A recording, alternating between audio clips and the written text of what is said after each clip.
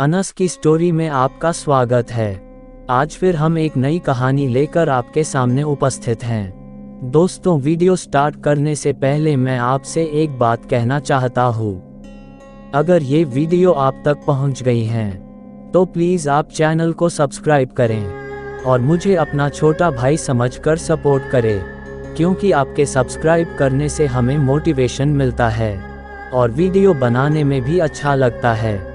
तो प्लीज़ आप लोग मुझे सपोर्ट करें। तो चलिए शुरू करते हैं आज की कहानी। स्कैरी स्कैरक्रो, खेतों का खौफनाक पहरेदार। एक डरावनी कहानी। गांव के बाहरी इलाके में, जहां सुनसान खेतों का विस्तार था, एक विशालकाय बिजुका खड़ा था। ये सिर्फ एक साधारण बिजुका नहीं था, बल्कि गांव वालों के लिए डर और रहस्य का प्रतीक था। इस बिजुके को बनाने के लिए पुराने कपड़े, लकड़ी और भूसे का इस्तेमाल किया गया था। उसकी आंखें खोखली थीं और मुंह पर एक भयानक मुस्कान थी। हवा में लहराते हुए उसके फटे पुराने कपड़े और खड़खड़ाते हुए भूसे से डर पैदा होता था।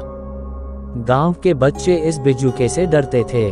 वे कहानियां सुनते थे कि रात में ये बिजुका जीवित हो जाता है और खेतों में घूमता है। कुछ लोग तो ये भी दावा करते थे कि उन्होंने बिजुके को हंसते और रोते हुए भी देखा है। एक दिन गांव में 4 दोस्त राहुल, रीना, विकास और पूजा खेतों में खेल रहे थे।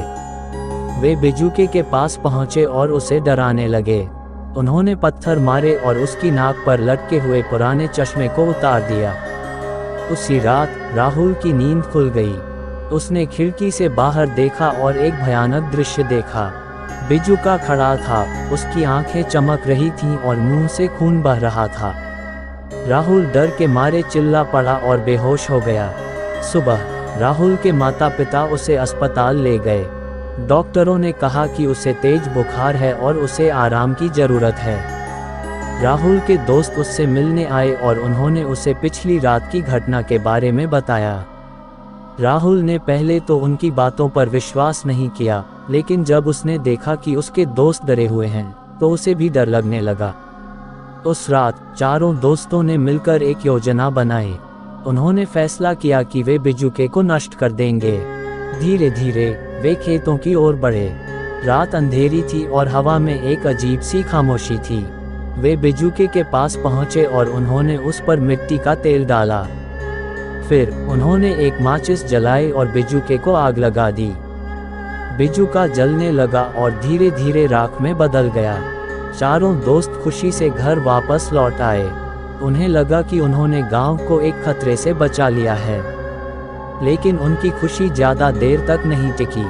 अगले दिन रीना खेतों में गई और उसे एक नया बिजुका खड़ा दिखाई दिया। ये पुराने बिजुके से भी ज्यादा डरावना था। रीना चिल्लाते हुए गांव वापस भागी। गांव वालों को जब ये पता चला तो वे डर गए। उन्होंने समझ लिया कि यह कोई साधारण बिजुका नहीं है, बल्कि कोई बुरी आत्मा है जो उन्हें डराना चाहती है। गांव के बुजुर्गों ने एक पंडित को बुलाया। पंडित ने बताया कि यह बिजुका एक शक्तिशाली चुड़ैल का है जो गांव को अपने कब्जे में लेना चाहती है।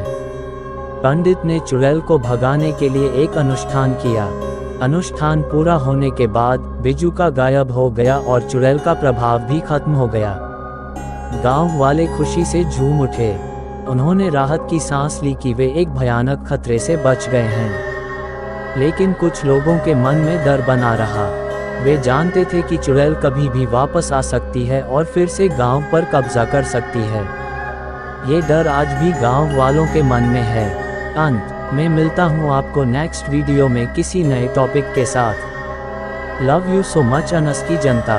अगर आप लोगों के पास भी कोई डरावनी हॉरर स्टोरी है तो आप हमें इंस्टाग्राम पर DM करें। अगर आपको वीडियो अच्छी लगी हो तो प्लीज़ वीडियो को लाइक करें और चैनल को भी सब्सक्राइब करके बेल नोटिफिकेशन को ऑल पर प्रेस कर दें। Thanks for your watching.